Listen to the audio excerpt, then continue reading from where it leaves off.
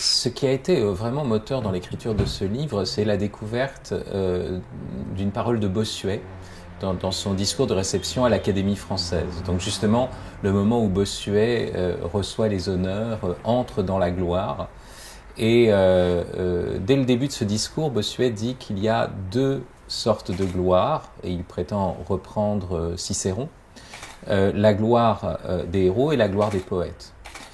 Et il fait l'éloge juste après cela de Richelieu, qui est à la fois homme d'action, mais qui a fondé l'Académie française pour qu'il y ait aussi le soin de la langue, et donc la poétique qui permettra de se souvenir, de garder les actes mémorables posés par les Français.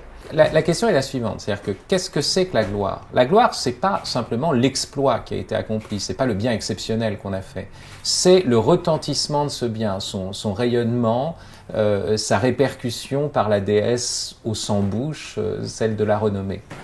Et dès lors, le héros a besoin du poète pour être glorieux.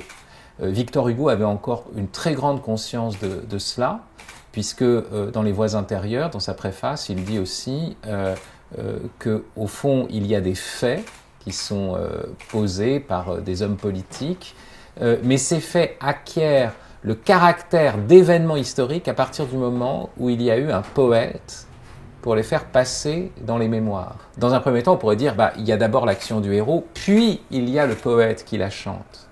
Mais c'est pas juste, parce qu'en fait, c'est parce qu'il y a l'horizon poétique que nous sommes poussés à faire telle ou telle action qui nous apparaîtra digne de ce chant.